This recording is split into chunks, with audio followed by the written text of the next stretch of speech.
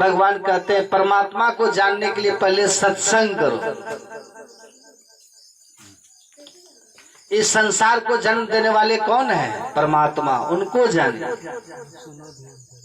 मानव जीवन का लक्ष्य यही है, क्योंकि जो ईश्वर को नहीं जानते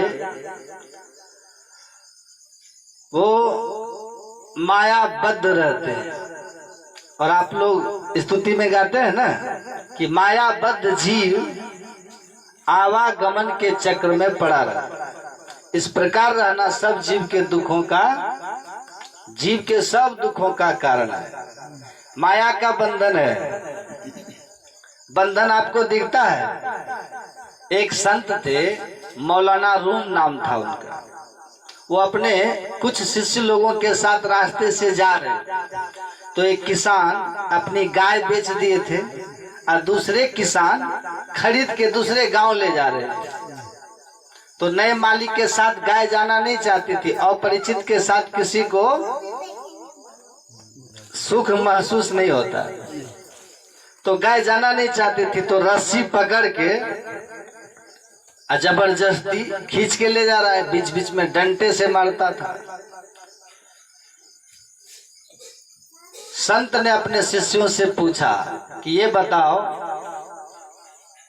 इसमें कौन बंधन में है और कौन मुक्त है?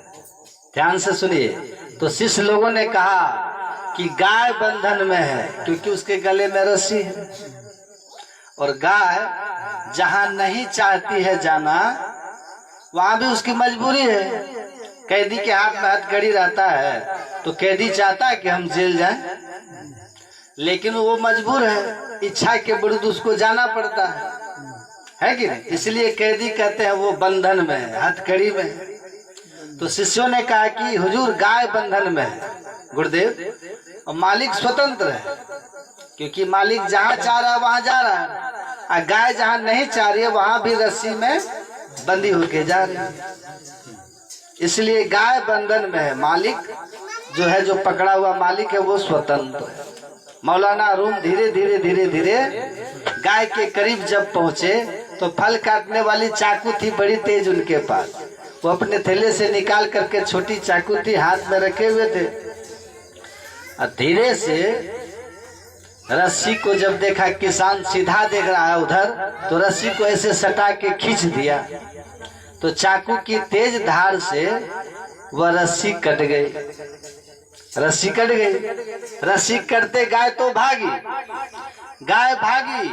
अब गाय जो भागी तो गाय कोई रास्ता देख के थोड़े भागेगी। वो रोड रास्ते से सड़क के नीचे हो गई, गड्ढे में जाके घुस गई, कभी बांस में घुस जाए, कभी कांटे के तरफ भाग जाए। और गाय जिधर जिधर भागे, उसका मालिक जो था वो भी उसके पीछे पीछे भागेगा ना, पीछे पीछे भागा।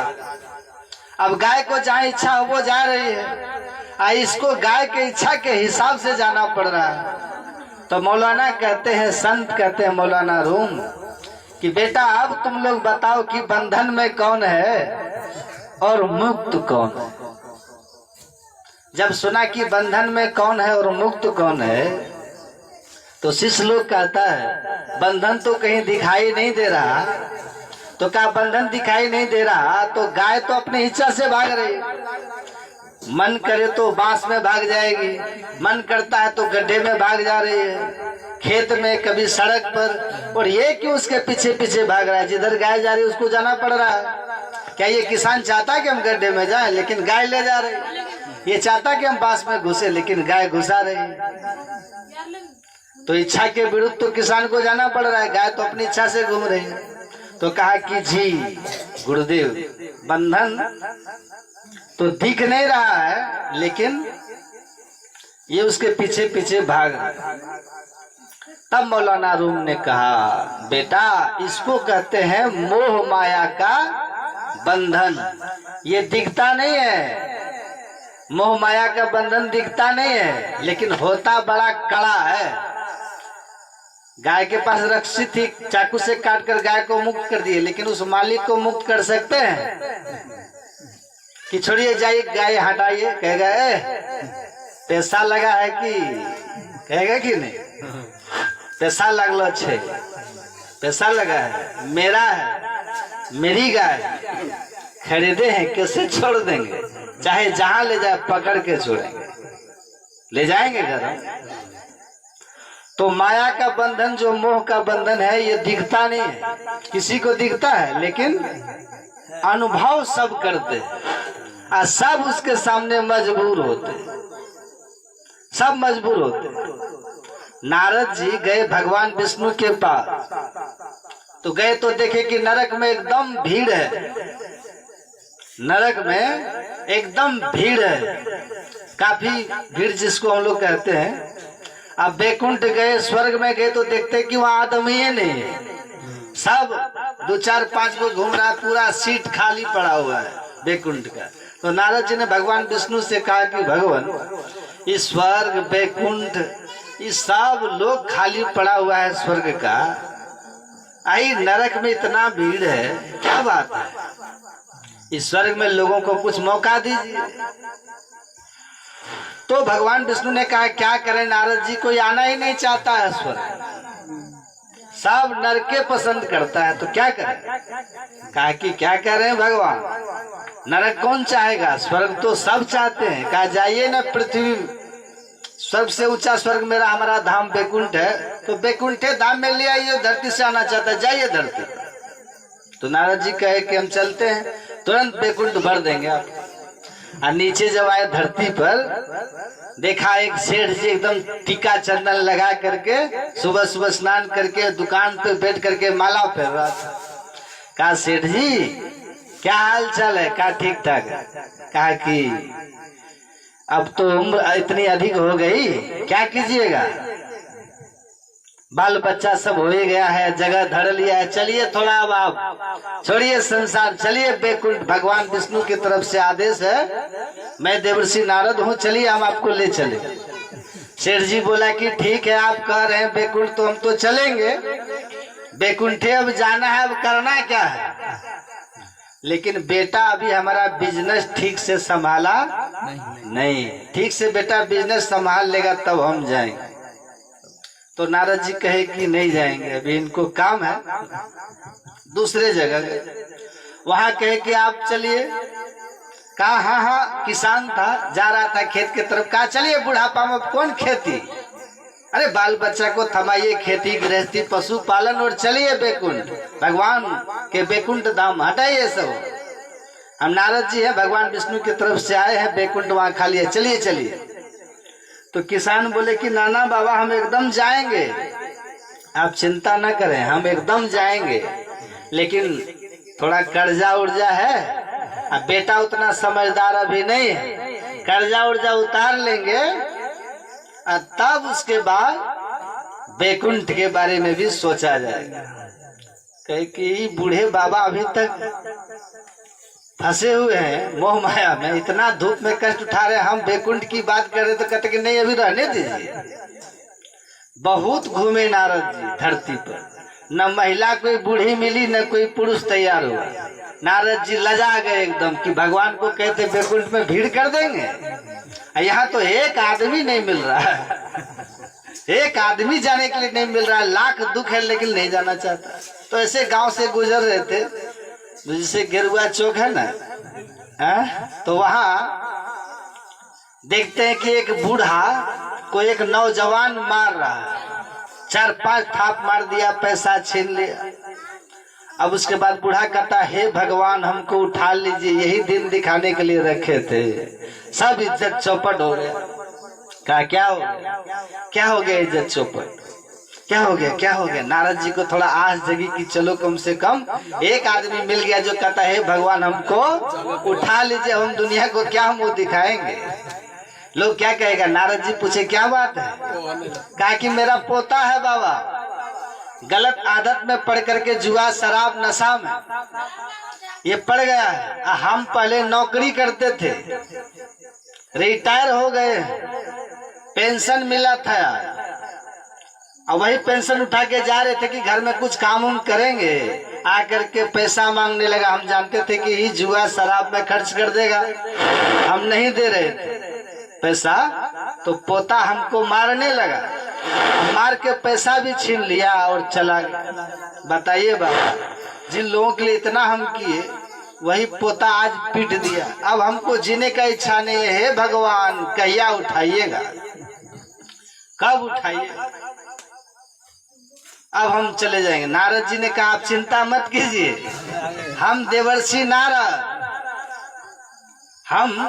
नारद भगवान विष्णु ने कहा कि बैकुंठ में खाली पड़ा हुआ, जो भी आना चाहे उसको लेके आइए। बड़ा अच्छा हुआ, आपका पीछे का किया हुआ क्या है क्या नहीं भगवान का आदेश है बैकुंठ के लिए। चलिए छोड़िए, अब बैकुंठ चलते हैं। पोता मार दिया आपको, पब्लिक में भड़का भी रहे कि बूढ़ा जल्दी निकल ले, एक भी साथ हो जाएगा तो मेरा इज्जत रह जाएगा। जल्दी चलिए, निकलिए, आप क्या कीजिएगा रह के दुनिया में। चौक चौराहा पर पोता सबके सामने आपको पीट दिया।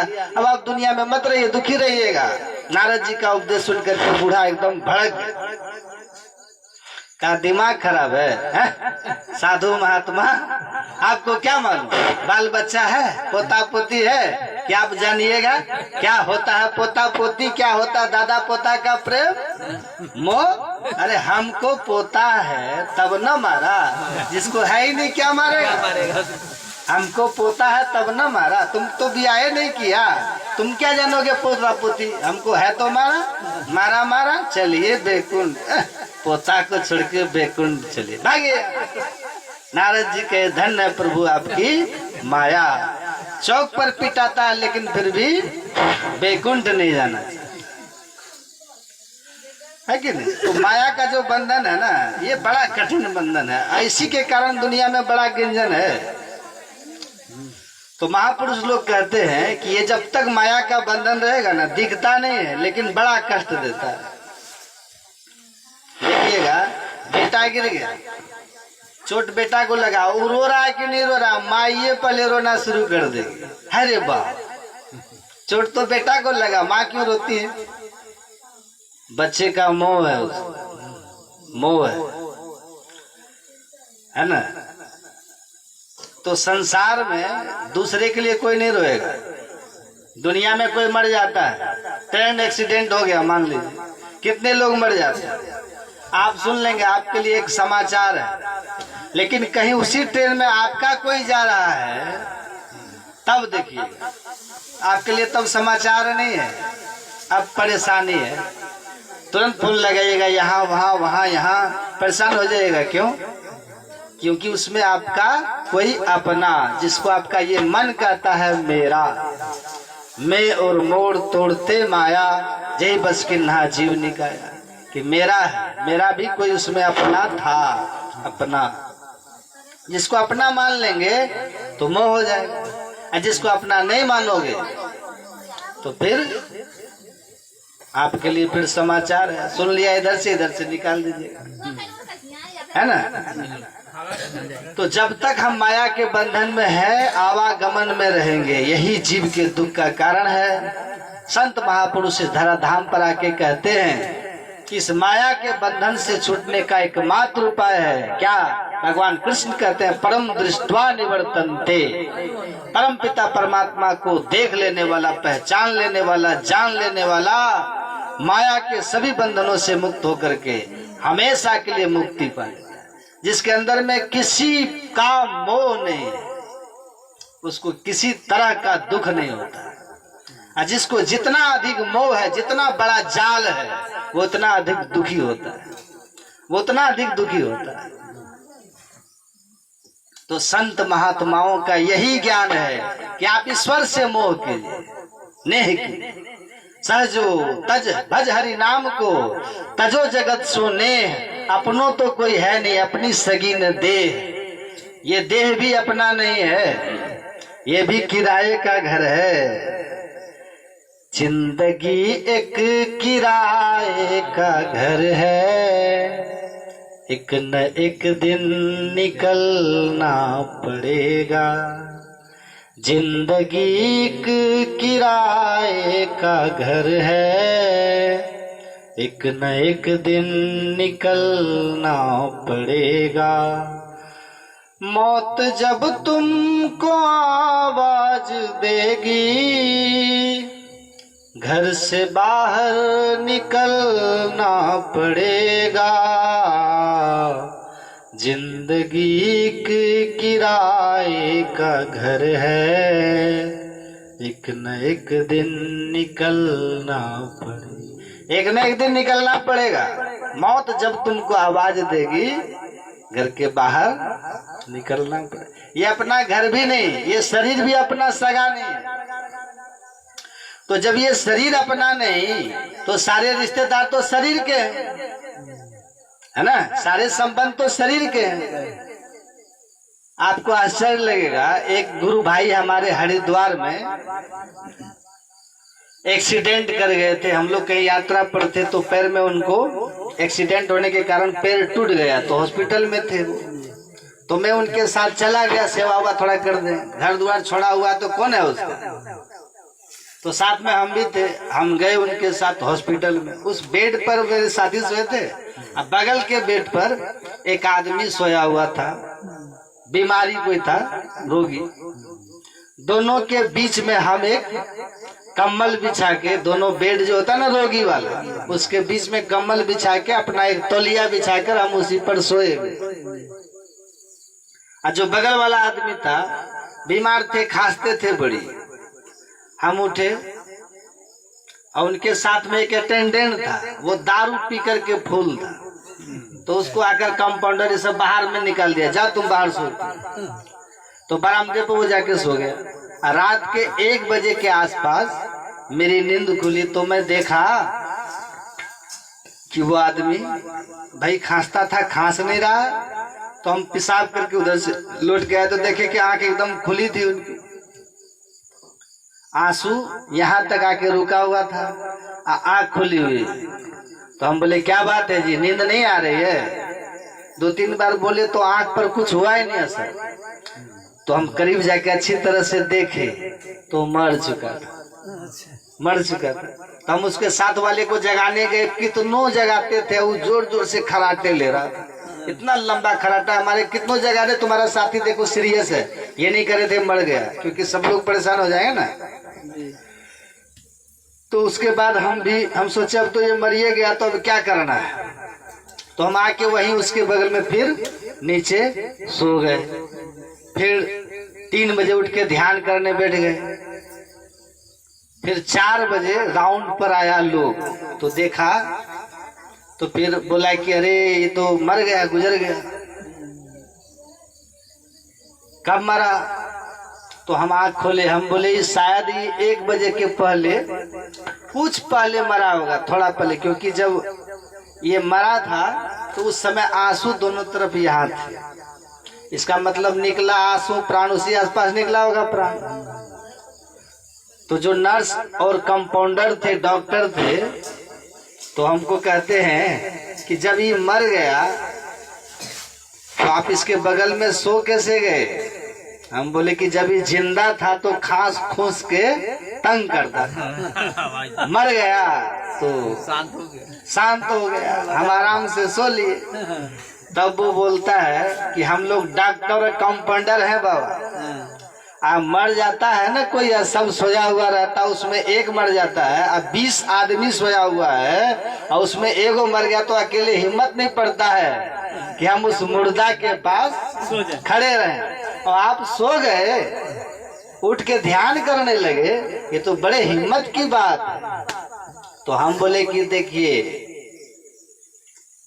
आदमी मर गया तो घरों परिवार में कोई मर जाए, उस घर में कहिए किसी को अकेले तुम सो, 2-4 दिन हुआ है मरे हुए, तो बड़े कम लोग हिम्मत करेंगे कमरा में सोने के लिए। भाई भी डरेगा आपसे, पत्नी, पति, कोई रहे, बच्चा है कि नहीं, सबको डर लगता है कि कहीं भूत देह पे न चढ़ जाए। कितना प्रेम है संसार। घर से कहत सवेरे काढ़ो भूत होई घर खई है, जा दिन मन पंछी उड़ी जाई है। इसलिए कहा नर वपु धर जो जन नहीं गुरु के, जम के मार्ग जय हैं, असुर दास भगवंत भजन बिनु वृथा जन्म गवै। संत सूरदास जी महाराज कहते हैं जो मनुष्य शरीर धारण करके संतों के शरण में नहीं आया, सदगुरु से युक्ति नहीं ली, वो मरने के बाद जम के मार्ग में जाएगा। जम का मार्ग कहाँ है? नरक जाएगा, नरक जाएगा, प्रेत योनि में जाएगा, नीच योनियों में जाएगा। इसीलिए इस दुर्लभ मनुष्य शरीर को पाकर क्या करो? संत महात्माओं ने कहा कि मैं तुमको सुख का राह बता रहा, दुनिया में सुख से कैसे जियो, मरने के बाद भी जमपुरी नहीं जाओ, दुर्गति तुम्हारी नहीं हो। इसीलिए संत महापुरुष लोग कहते हैं आपको संतों का संग करना होगा, सत्संग करना होगा, बुद्धि योग करनी होगी। मोक्ष के द्वार पर 4 द्वारपाल रहते हैं, उन 4 द्वारपालों में साधु का संग पहला द्वारपाल है। राजमहल में 4 फाटक, पहला फाटक साधु संग। तो जो साधु संग ही नहीं करेगा वो ईश्वर की ओर नहीं जा सकता। दुनिया में कहीं चले जाइए, राजा रहुगण का चरित्र भागवत महापुराण में है। तीर्थ स्नान करते थे, देव पूजन करते थे, दान करते थे, पालकी में बैठ कर। रास्ते में कहार के बीमार पड़ जाने पर उनकी मुलाकात जड़ भरत से हो गई। अनायास ईश्वर की कृपा से संत जड़ भरत से हो गई राजा रहुगण को। और जड़ भरत के बातचीत से वो राजा रहुगण समझ गया कि ये कोई महापुरुष है जिनको गलती से कहार के रूप में लगा दिया गया। पालकी रखवा के राजा रहुगण ने हाथ जोड़कर विनती की, महाराज आप कौन हैं? कहा कि हे राजन तुम कहाँ जा रहे हो? कहा कि मैं अपने कल्याण के लिए तीर्थ घूम रहा हूँ, स्नान कर रहा हूँ, ध्यान से सुनिए, देव पूजन कर रहा हूँ, अब मैं गंगा सागर जा रहा हूँ। कहाँ जा रहा हूँ? संत जड़ भरत ने कहा कि ये कल्याण का मार्ग नहीं है, ये कल्याण का मार्ग नहीं है, इससे पाप नहीं धुलने वाला, इससे सदगति नहीं होने वाला। तो कहा महाराज तो कल्याण का रास्ता क्या है? भागवत महापुराण में कभी सुनाएंगे आपको। उसमें राजा रहुगण को संत जड़ भरत ने कहा, रहु गणे तप तपसा नयाति, न छिज्जया निरूपणा गृहद्वा, न छिंदसा में व जलाभिषेय, बिना महत्पाद रजोभिषेकम। हर्षित कहते सुनो, न तप करने से एक पैर पर खड़ा हो गए, चारों तरफ आग जला करके बीच में बैठ गए। इसको बंद करो। अनेक तरह से लोग उपवास करते हैं। कहा न तप करने से, न उपवास करने से, न व्रत करने से, न यज्ञ करने से। बड़े बड़े विष्णु यज्ञ कौन कौन यज्ञ करते हैं लोग? जड़ भरत कर रहे हैं। सुने होंगे आप लोग, महाभारत में एक प्रसंग है, राजा श्वेत की कथा। बहुत यज्ञ करके बड़े बड़े अश्वमेध यज्ञ किए और चले गए ब्रह्मलोक। अब वहां भी भूख प्यास सताती थी, तो कहा कि हमको भूख प्यास लगती है। तो कहा यहाँ ब्रह्मलोक में, यहाँ तो भूख प्यास नहीं लगती, ब्रह्मा जी से जाके पूछो। तो राजा श्वेत गए और बोले कि महाराज हमको बड़ी भूख प्यास लगती है। कहा कि हाँ भूख प्यास लगती है क्योंकि तुमने कभी किसी यज्ञ तो बहुत किया लेकिन किसी सत्पुरुष को दान नहीं किया। तुमने दान किसको किया? साकट बामन मचखोका को। हैं? तुम्हारा दान यज्ञ में वही हुआ। ताही न दीजे दान, एक कुल घाले अपना दूजे लिए मेहमान। मैं एक श्राद्ध में गया था सत्संग करने, पंडित जी वाला जो श्राद्ध था वो हो रहा था, उसके बाद मेरा सत्संग था। तो हम गरुड़ पुराण पंडित जी रखे हुए थे, तो हम लेके देख रहे थे। हम बोले पंडित जी गरुड़ पुराण में ब्राह्मण भोज लिखा है? तो बोले हाँ। हम बोले कम से कम कितने ब्राह्मण को भोज कराना है? तो कहा कम से कम 5 ब्राह्मण। हम बोले कि अच्छा 5 ब्राह्मण। फिर हम पूछे कि पंडित जी इसमें ब्राह्मण कैसा, ब्राह्मण कौन, जो इसमें ब्राह्मण का क्वालिफिकेशन लिखा है, इसमें इस गांव में कितने ब्राह्मण हैं? तो पंडित जी बड़े सीधे साधे थे, हंसने लगे। हमको कहते हैं कि महात्मा जी, हम बोले हाँ, हमरा तो नइखे लागत कि भर गांव में कौन कहे ये पूरे जवार में एको गो ब्राह्मण मिली जैसन ब्राह्मण के भोज खियला से जीवात्मा के शांति मिलेला, वैसन तो पूरे जवारे में ना मिले। ब्रह्मनिष्ठ, श्रोत्रिय ब्रह्मनिष्ठ, वैष्णव तो छोटी सी बात, श्रोत्रिय ब्रह्मनिष्ठ होना चाहिए, जिसकी वृत्ति ब्रह्म में लगी रहती हो, ऐसे को भोजन कराना है। तो ऐसा को भोजन कराने से तो युधिष्ठिर जी के जग का घंटा बज गया था, बजा था कि नहीं बजा था? थे जाति के डोम, है ना सोपत जी, थे जाति के डोम, है ना, थे जाति के डोम। आ घंटा बजा किसके? मोहे भावेला भगतिया भिलिनिया के, देश विदेश के मुनिगण आए, घंटा बजाया, बोलिए ना, डोमिनिया के। देखिए महाराज युधिष्ठिर जी का यज्ञ हुआ, भगवान ने घंटा टांग दिया, यज्ञ पूरा हो जाएगा तो अपने आप घंटा बजेगा। यज्ञ संपन्न हो गया लेकिन घंटा नहीं बजा। तब भगवान कृष्ण से युधिष्ठिर जी ने कहा कि यज्ञ तो संपन्न हो गया लेकिन घंटा नहीं बजा, इसका मतलब यज्ञ हमारा पूर्ण नहीं हुआ, जिस उद्देश्य से किया गया वो नहीं हुआ। तो भगवान कृष्ण ने कहा कि यज्ञ आपका पूरा नहीं हुआ है। क्यों?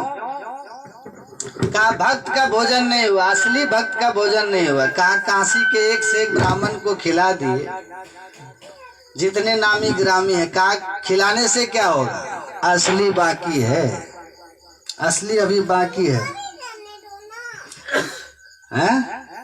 कहा असली कहाँ मिलेगा? कहा काशी में ही मिलेगा। क्या नाम है? कहा सुदर्शन स्वपच। एकदम से युधिष्ठिर जी चौंक गए कि बाप रे तो डोम है। कहा हाँ वही खाएगा तो घंटा बजेगा।